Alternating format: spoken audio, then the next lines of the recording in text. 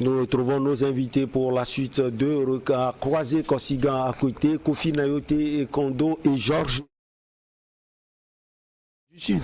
France dégage, c'était l'un des slogans entendus lors de cette marche du Parti des combattants pour la liberté économique. Ce parti qui se définit comme anti-impérialiste et panafricaniste dénonce la présence française en Afrique via le front CFA, les bases militaires et une influence supposée sur les dirigeants africains. Georges Ewo, on connaît très bien ce parti en Afrique du Sud, créé par Julius Malema. C'est vrai que c'est le titre l'indique. En Afrique du Sud, il y a des manifestations contre la présence française en Afrique. Mais cette manifestation est organisée par un micro-parti. Oui, effectivement, nous pouvons l'appeler micro-parti parce que ça ne représente pas assez de... sa cote de popularité n'est pas assez...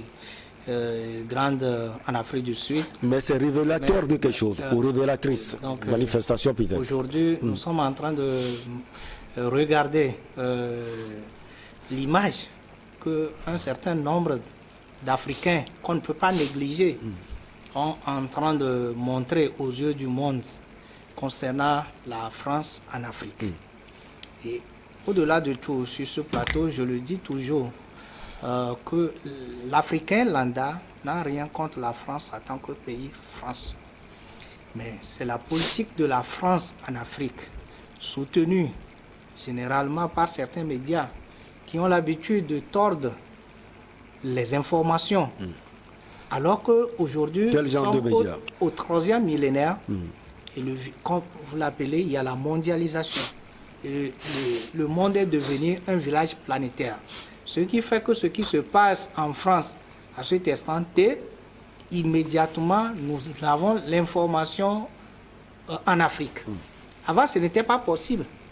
Et il faut passer par des médias, des courriers, avant d'avoir les informations. Mais aujourd'hui, nous avons les informations avec les images. Et donc, du coup, l'Africain, aujourd'hui, commence à trier les informations. Et donc, si ces médias-là continuent par servir d'autres informations, alors que nous sommes sur le terrain et que nous vivons autre chose, ça porte encore préjudice aux dirigeants ou bien à la France.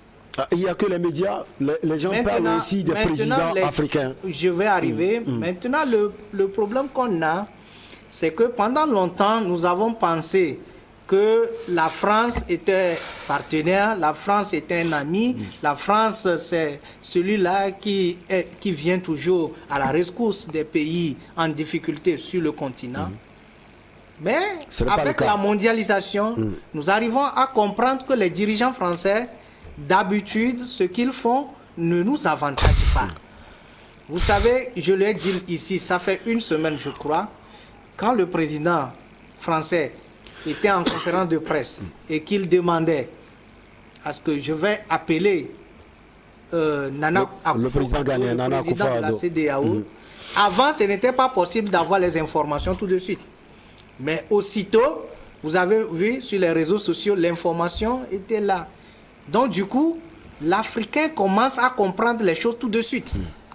Et donc, cette manière de gérer la France-Afrique ne peut plus prospérer. Il faudrait maintenant que la France redéfinisse les relations entre l'Afrique et son pays, la France. Pourquoi les gens ne crient pas sur la Grande-Bretagne? Pourquoi les gens ne sont pas tellement contre l'Allemagne, etc. Et vous savez, ce n'est pas un pays francophone, hein? L'Afrique du Sud, c'est un pays anglophone. Et donc, du coup, qu'est-ce que ces pays-là peuvent aller jusqu'à manifester contre la gestion ou bien la relation France et Afrique? Ça montre que, comme on peut le cacher, on peut dire que c'est une minorité, on peut dire tout, il faudrait que aujourd'hui la France redonne une autre image. Et en cela, vous allez voir que les Africains, comme le dit le général Nyansi Edema, les peuples ne sont pas dupes. Vous pouvez les tromper une fois, deux fois, mais troisième fois, vous ne pouvez pas les tromper. L'Africain n'est pas dupe. Quand la France va changer ça... On n'arrive plus à tromper les Africains une troisième fois. Non, si la France arrive aujourd'hui à redonner une autre image à la relation, vous allez voir que c'est d'ailleurs les Africains qui vont soutenir cette France-là. Pour terminer mes propos, pour cette première intervention sur le sujet, je dois vous dire que la France ne doit pas oublier qu'il fait partie des colons. Vous avez colonisé des gens, ça veut dire que en quelque sorte, vous avez une mauvaise image. Donc, pour continuer cette relation, vous devez faire en sorte que la population ne se soucie plus ou bien ne se souvienne plus des mauvaises relations que vous avez avec elle. Donc, il va de soi que la France accepte de le faire ou bien n'accepte pas. Et je pense que ces genres de manifestations vont continuer, vont se multiplier partout. L'ambassadeur de France en Afrique du Sud, Aurélien Le Chevalier, a été même pris à partie par les manifestants. Kofi Nayote Kondo, on l'a dit, hein, c'est vrai qu'on peut toujours dire que c'est une minorité. Hein. On connaît Julius Malema qui n'arrête même pas des fois attaquer le pouvoir en place en Afrique du Sud, on le connaît. Mais on peut prendre cela en considération parce qu'il y a de cela 2 semaines, on a vu les manifestations contre la politique française en Afrique, au Tchad. On voit ces manifestations partout au Burkina Faso, au Mali. Ça devient inquiétant. Vous savez, Julius Malema a un soutien au niveau Afrique. Certes, en Afrique du Sud, vous pouvez dire qu'il est minoritaire, mais il n'est pas minoritaire. Il pèse lourd dans la balance sur les questions démocratiques en Afrique du Sud et sur les questions... On le voit avec ces débats au niveau de l'hémicycle. Voilà, et donc du coup, en Afrique, il a un vrai soutien. Et vous allez voir même que Jean Béhanzin a quitté la France pour participer, soutenir et assister personnellement à ces manifestations. Lui qui a créé la Ligue de défense des peuples noirs et puis qui a été dissous entre-temps parce qu'on suppose qu'il est en train d'enraciner. Vous parlez de Ogunti Béhanzin. On suppose qu'il est en train d'enraciner ou de cultiver le racisme qu'on sort. Mais il est en France. Il est en France. Okay. Il est en France. Vous allez voir que celui-là, il n'est pas laissé pour compte. Il a un soutien pas possible à travers l'Afrique. Et c'est à ce titre-là que cette manifestation a eu ce succès que nous connaissons le 25 dernier. Je crois qu'ils ont formulé des demandes à la France et ils ont donné 14 jours à la France de donner suite.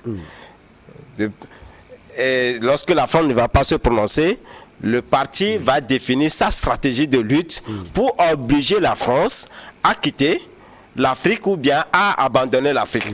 Il n'est pas le seul. Je crois que George Rawlings a critiqué de façon véhémente et ouverte la présence de la France en Afrique.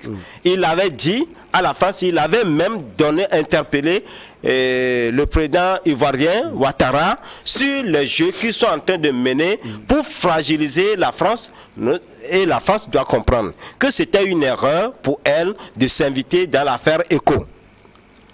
En s'invitant dans l'affaire ECO, ça a ouvert les yeux. Même les questions de réserve a permis aux gens de comprendre à quel point la France vit au dos de l'Afrique. Et donc, je crois que le sommet... Vous pensez que le message va passer, le message des Sud-Africains? Il y a des Maliens qui étaient là même. Hein. Oui. Il y a certains Maliens qui ont... Les Maliens, les Ghanéens, les Burkinabés, j'ai vu plein, j'ai vu l'image, j'ai vu beaucoup de nos compatriotes panafricanistes qui ont participé à la rencontre. Et je crois quand même que le message soit reçu ou pas, c'est déjà un début. Finalement, la France sera obligée de donner suite. Vous avez vu tout le temps que ça a pris lorsqu'on demandait à la France de restituer les objets d'art volés. Donc ça a pris le temps, mais la France a fini par céder. On a demandé de déclasser un certain nombre de dossiers. Ils finiront par déclasser tous les dossiers et nous verrons clair dans les dossiers, nous verrons ce que la France est en train, le rôle que la France joue en Afrique. Vous avez parlé de demandes. Parmi ces demandes, il y a l'arrêt du franc. Dieu français plutôt, j'allais dire, comme langue officielle. En Afrique, président Kosiga à côté, ce n'est pas un peu utopique? C'est une question, c'est pas un peu utopique, hein, cette demande ou bien ces manifestations? Bon, tout d'abord, je considère que ce n'est que un retour à l'ascenseur que l'Afrique du Sud est en train de faire aujourd'hui. Parce que quand l'Afrique du Sud était malmenée par l'apartheid, il y avait l'Afrique francophone qui l'avait soutenu dans le temps, avec une mobilisation forte de toute l'Afrique francophone qui demandait que l'apartheid cesse et que le Mandela soit libéré. Et après, ça a eu lieu.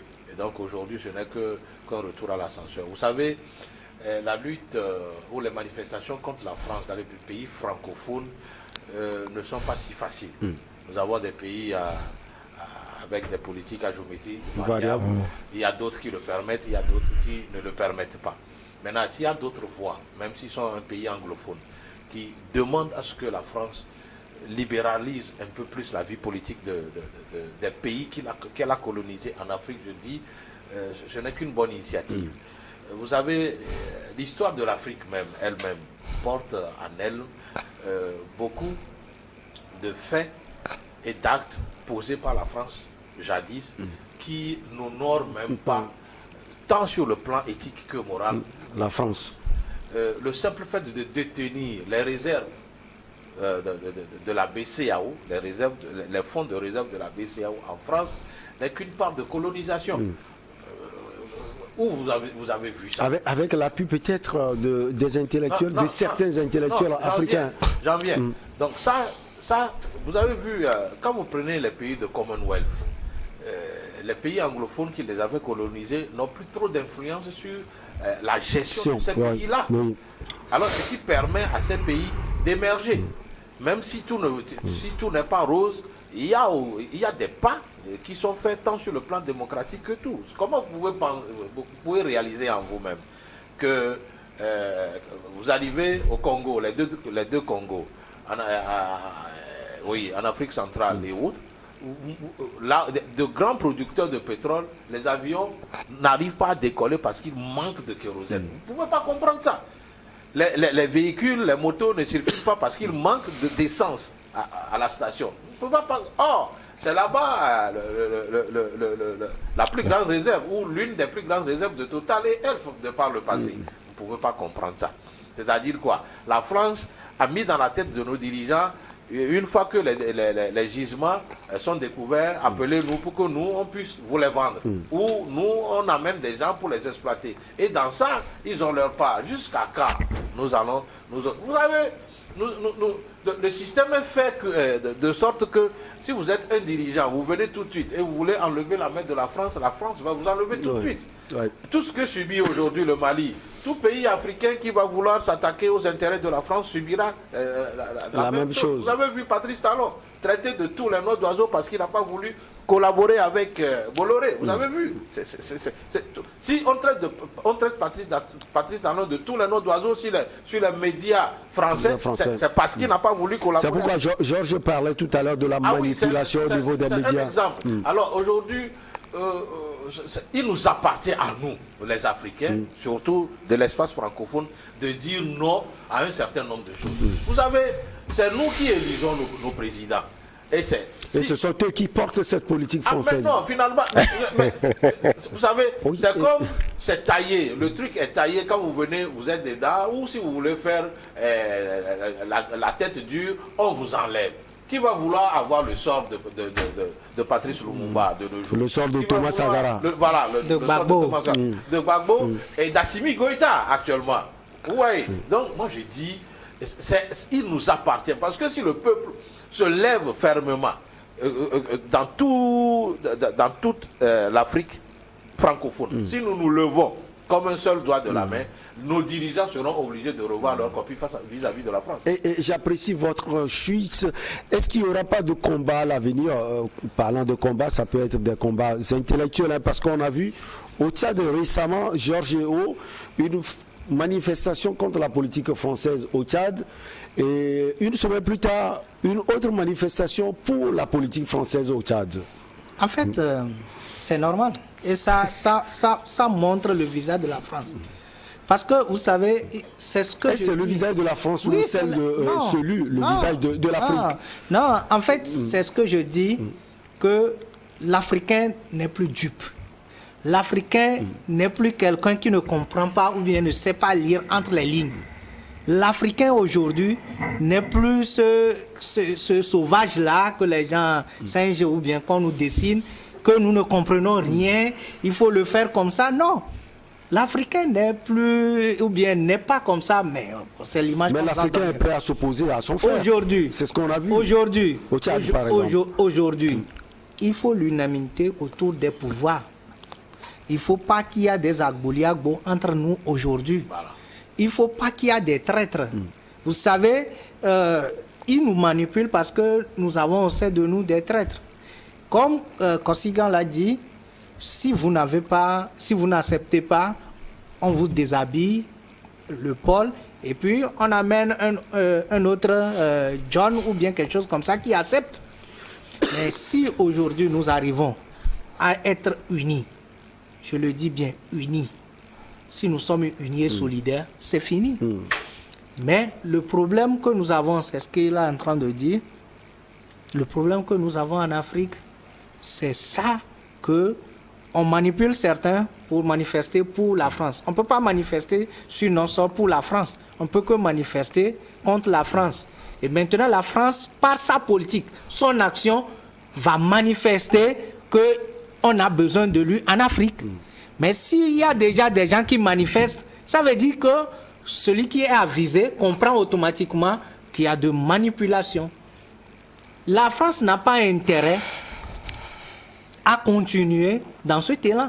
C'est ce que je vois. C'est-à-dire que les gens veulent, parce que je suis en train de lire sur des médias, après la manifestation, sur certains médias, on casse la vitre, on dit que c'est la France qui a cassé la vitre. Qui a cassé là, on dit que c'est la France. Donc en Afrique, si on casse la vitre, vous voyez combien de fois ce média est en train de manipuler ou bien de tordre le sens. Parlant des choses qui sont cassées, par exemple, on n'a pas cassé les choses. Non, en fait, il a caricaturé, le média a caricaturé pour dire que s'il y a quelque chose qui se passe en Afrique, c'est la France qui est responsable.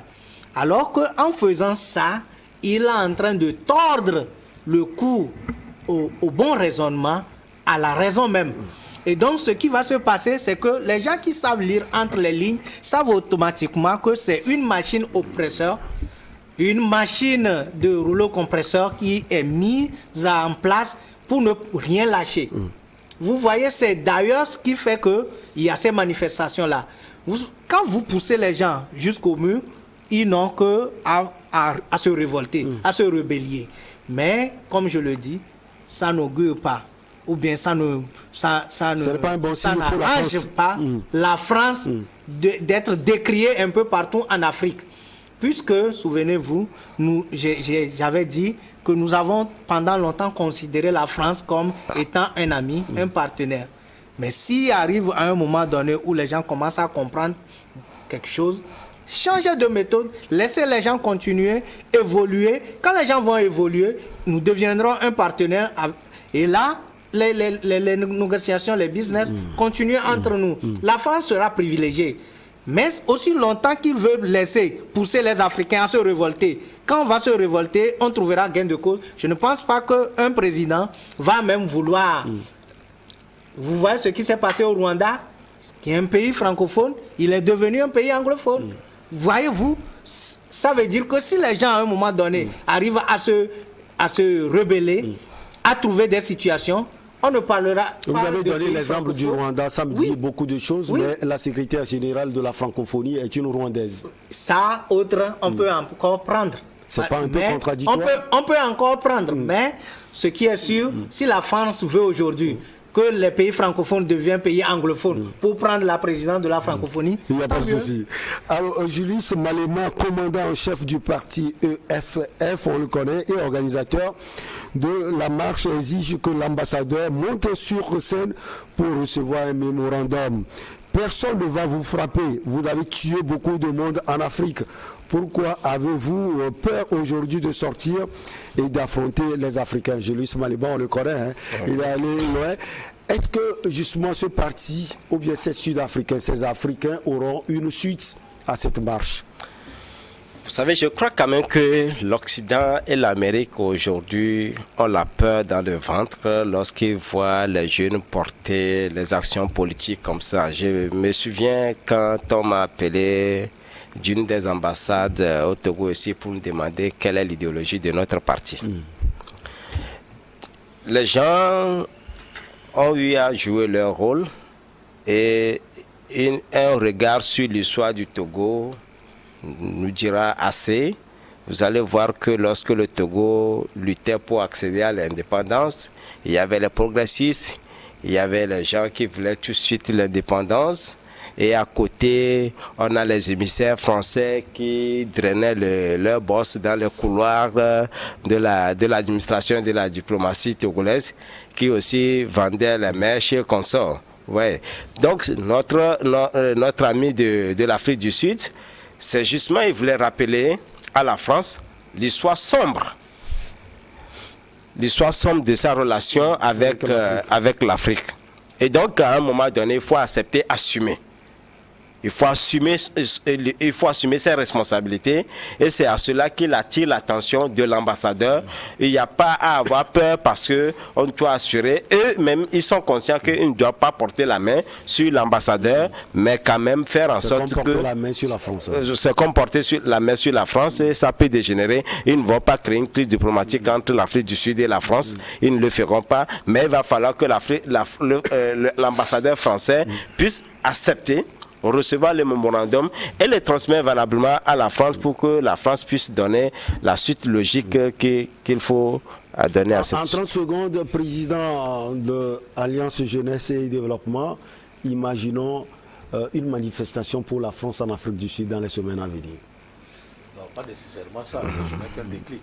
Vous savez, le mémorandum qui est transmis à l'ambassadeur ne va pas tout de suite changer les habitudes de la France, du moins dans l'espace francophone, mais ce sont des déclics qui vont peut-être booster les dirigeants français à changer peut-être de paradigme de gestion sur comment ils traitent les États africains francophones. C'est tout. Maintenant, de l'autre côté, il ne faut pas oublier que la France a moulé nos intellectuels. De sorte que c'est d'ailleurs pourquoi j'ai parlé tout à l'heure d'une grande partie des intellectuels africains. C'est ce que nous prenons comme les grands sachants, les grands intellectuels africains de l'espace francophone qui sont formés par la France, qui servent de bras manipulateurs ici, dans nos États. C'est eux qui prônent la politique de la France, c'est eux qui font la part belle à la France dans tout ce que nous donc il y a la responsabilité de l'Afrique, ou bien de l'Africain. Beaucoup. Vous savez, pourquoi aujourd'hui le système est fait de telle sorte que même ceux qui n'ont pas été à l'école des Blancs, c'est-à-dire l'école française, ils n'ont pas accès à la gestion du pays, ils n'ont pas accès à certaines responsabilités dans l'appareil de l'État. C'est fait à dessein. Et puis, prenez les intellectuels qui n'ont pas été à l'école africaine, mais qui ont beaucoup de sagesse, qui peuvent faire quelque chose, qui peuvent faire bouger l'Afrique. On ne leur permet jamais ça. Vous croyez que si Patrice Talon a été à l'école, a été formé en France, il peut faire ce qu'il est en train de faire pour le Bénin? Non. Si Assimi Goïta est formé là-bas, non plus. Donc, je voudrais vous dire que c'est un travail que nous-mêmes devons faire à notre niveau. Aussi regardez même ces intellectuels, quand ils reviennent parfois, même s'il est de votre famille, ils vous traitent comme un animal.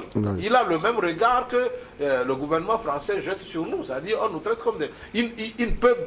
ton propre frère ou ton oncle ne permettra jamais que tu t'asseyes sur son fauteuil. Alors il te reçoit, il ne t'écoute même pas, il ne t'aide pas. Alors quand il a déjà ça voudrait dire que la France est là-bas, chez toi. Donc il va falloir que nous-mêmes, nous renaissons et qu'on trouve finalement comment faire pour sortir alors de du joug de la France. Allez, on marque la pause pour le journal et on reçoit on revient avec plutôt nos invités pour la suite de Regard Croisé.